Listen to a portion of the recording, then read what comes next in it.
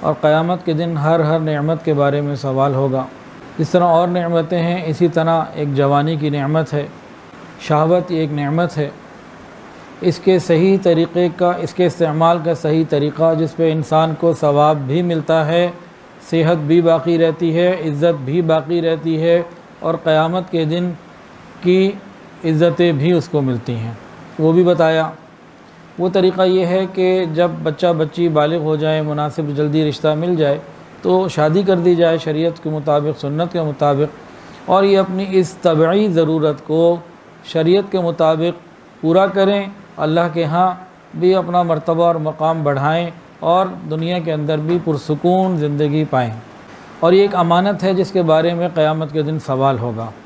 اس امانت کو صحیح جگہ استعمال کرنا انتہائی ضروری، اور اس کو غلط جگہ استعمال کرنے سے اللہ رب العزت کی ناراضگی، حضور پاک صلی اللہ علیہ وسلم کی طرف سے لعنتوں کا مستحق ہو جانا، اور دنیا اور آخرت میں بہت سارے نقصانات کا ملنا یہ یقینی ہو جاتا ہے۔ ایک صحابی نے نبی علیہ السلام سے پوچھا، یا رسول اللہ، میں چاہتا ہوں کہ رسوائی سے بچ جاؤں۔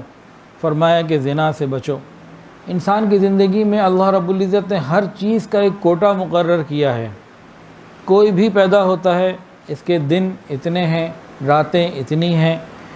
اس نے گندم اتنی کھانی ہے، جو اتنی کھانی ہے، مرغی کا گوشت اتنا، بڑا گوشت اتنا، بکرے کا اتنا، دال اتنی، چاول اتنی، پانی کے گھوٹ اتنے، شہد اتنا، دودھ اتنا، ہر چیز کے بارے میں ایک کوٹا ہے۔ بالکل اسی طرح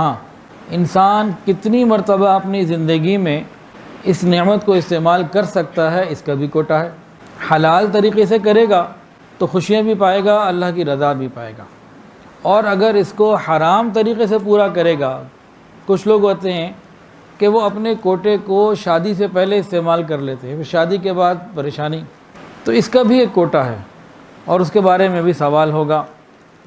تو بہرحال ہمیں ان ساری چیزوں کو دیکھتے ہوئے اب شریعت کی ان باتوں کو سمجھنا ہے کہ جہاں ان تمام چیزوں، اس نعمت کے غلط استعمال کے اوپر کہاں کہاں روک لگائی، اور کس کس انداز پہ، کس کس پہلو پہ کون کون سی سزائیں متعین کی۔ تو اگر ہمیں یہ معلوم ہو تو یقیناً ہمارے لیے ان گناہوں سے بچنا آسان ہو جائے گا۔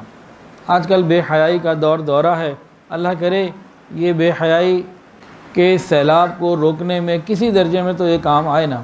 یہ جو ہماری حیا اور پاک دامنی سیریز چل رہی ہے، اللہ کرے کہ کچھ لوگوں کو اس سے توبہ کی توفیق بھی ملے اور زندگیوں کو بدلنے کا ذریعہ بھی بنے۔